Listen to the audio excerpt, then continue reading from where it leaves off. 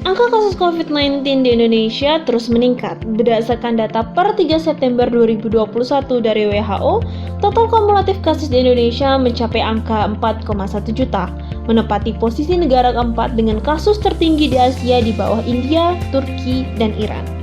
Penyebaran COVID-19 terjadi dengan sangat cepat dan luas, karena penyebarannya terjadi melalui kontak manusia secara langsung dengan percikan dari saluran pernapasan orang yang terinfeksi. Seseorang juga dapat terkontaminasi jika ia menyentuh wajah setelah menyentuh permukaan yang terkontaminasi oleh virus. Banyak kasus penularan COVID-19 diduga terjadi dari orang tanpa gejala atau asimptomatik, termasuk mereka yang masih berada di masa awal infeksi sehingga gejalanya belum timbul. Pusat Pencegahan dan Pengendalian Penyakit Amerika (CDC) mengatakan bahwa dikarenakan tivovirus yang airborne, banyak orang tanpa gejala atau asimptomatik dan pasien COVID-19 yang belum menunjukkan gejala kemungkinan menyumbang lebih dari 50% angka penularan COVID-19.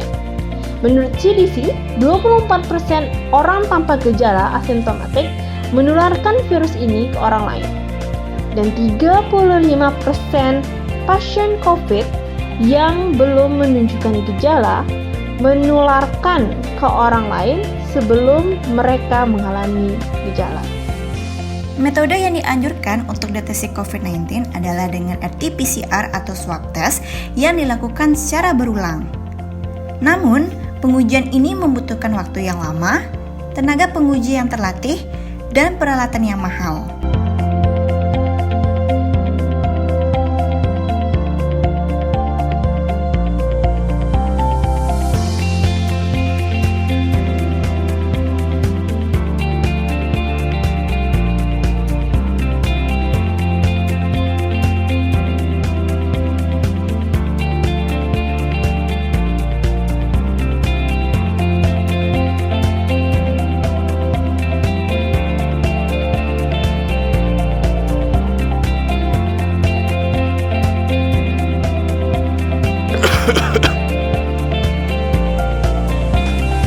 Suara batuk yang kalian dengarkan tadi dapat digunakan sebagai deteksi dini infeksi COVID-19 menggunakan model deep learning. Dilansir dari MIT, gejala dini yang paling umum terjadi pada infeksi COVID-19 adalah gejala yang ditandai dengan suara batuk sebesar 37%.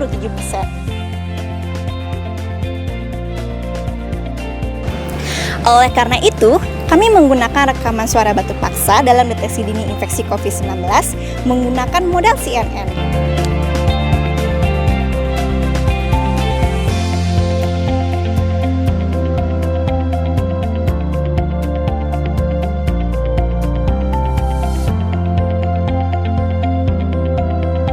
Hai Ko, kamu kenapa?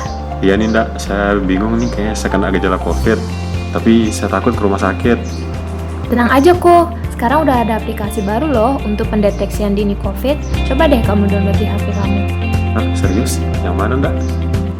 Iya, yang itu aplikasinya. Oh yang ini, terus cara makainya gimana? Gampang kok, kamu tinggal rekam suara batuk kamu, ntar aplikasinya bakal ngeluarin hasil apakah kamu terpapar COVID atau enggak. Wah keren ya, makasih ya Ndak. Iya, sama-sama. Oke, implementasi karya tulis kami adalah bentuknya aplikasi. Aplikasinya adalah deteksi COVID-19 menggunakan rekaman batuk paksa. Oke, saya akan mendemokan fitur utama dari aplikasi ini. Yang pertama adalah merekam. Itulah rekaman suara batuk sehingga pengguna nantinya dapat melihat apakah terjangkit COVID-19 atau tidak. Oke, kita mulai merekam suara batuk, lalu kita bisa tekan stop. Oke, di sini pengguna dapat melihat hasil deteksi apakah pengguna terjangkit COVID-19 atau tidak. Ini merupakan implementasi dari karya tulis kami sendiri, yaitu adalah mengenai algoritma CNN untuk deteksi COVID-19 menggunakan rekaman batuk. Oke, kita bisa melanjutkannya dengan lihat hasil deteksi. Oke, memuat beberapa saat. Ya, di sini pengguna mengalami keterangan atau deteksi dininya adalah positif COVID-19. Selanjutnya adalah kembali ke beranda. Dan lalu ada halaman-halaman lainnya, itu adalah halaman profil yang berisi tentang informasi-informasi profil dari pengguna.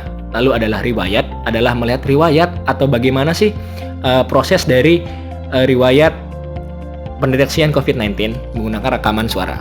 Oke, selanjutnya adalah fitur itulah pantau angka kasus COVID-19 terkini. Di sini dapat dilihat bagaimana tracking kasus COVID-19 yang ada di Indonesia itu mengenai sembuh, meninggal maupun positif. CNN merupakan salah satu arsitektur dari deep learning yang menggunakan layer dalam pemrosesannya, seperti conventional layer, pooling layer, dan lain sebagainya. Menurut Favinit, pada penelitiannya tahun 2020, suara batuk dapat diklasifikasikan berdasarkan spektrum mereka. Tim kami menggunakan spektrogram dari dataset suara batuk paksa yang sudah dikumpulkan. Jadi kami mengekstraksi spektrogram dari suara batuk paksanya yang kemudian kami masukkan ke dalam file CSV sehingga dapat kami train.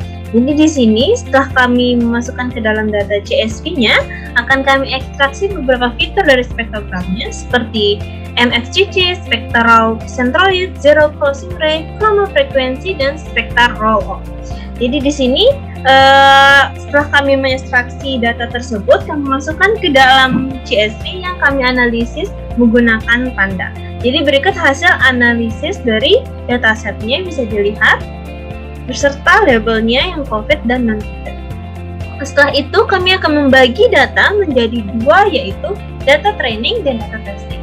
Di sini kami menggunakan test size sebesar 0,33%,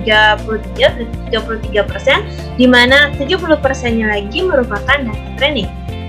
Setelah itu, kami memasukkan data yang tadi ke dalam model CNN-nya. Jadi dalam model CNN ini kami menggunakan activation function yaitu ReLU dengan model layer yang turun-menurun mulai dari 512, 256 hingga menjadi 2 layer yang akan menghasilkan binary COVID ataupun non-COVID. Jadi bisa dilihat di sini summary dari modelnya, di mana params-nya itu semua dapat di-train. Jadi tidak ada params yang tidak bisa di-train. Nah, kami menggunakan optimizer Adams sehingga data loss-nya itu lebih sedikit dan juga menghasilkan akurasi lebih tinggi. Bisa dilihat di sini epoch yang kami pakai yaitu 100. Jadi pada epoch ke-100 itu menghasilkan akurasi sebesar 1. Setelah menjalankan modelnya, kami juga melakukan evaluasi dari model tersebut di mana menghasilkan akurasi 1/3.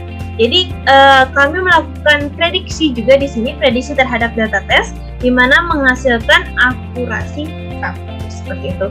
Oleh karena itu, karena menghasilkan akurasi 1, kami dapat menyimpulkan dari penelitian kami yaitu bahwa pendeteksian dini COVID dapat digunakan menggunakan suara batuk paksa dari orang yang dicurigai memiliki gejala-gejala COVID.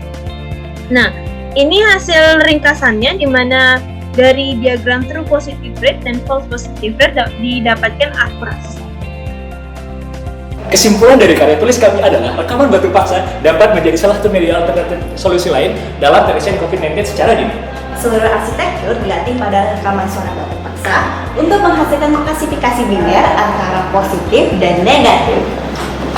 Model yang kami gunakan, CNN menghasilkan akurasi akhir setinggi 98,5%, yang mengartikan bahwa hampir 100% subjek asimptomatik dapat dideteksi. Oleh karena itu, kami menyarankan metode ini digunakan sebagai pendeteksian awal COVID menggunakan rekaman batuk paksa.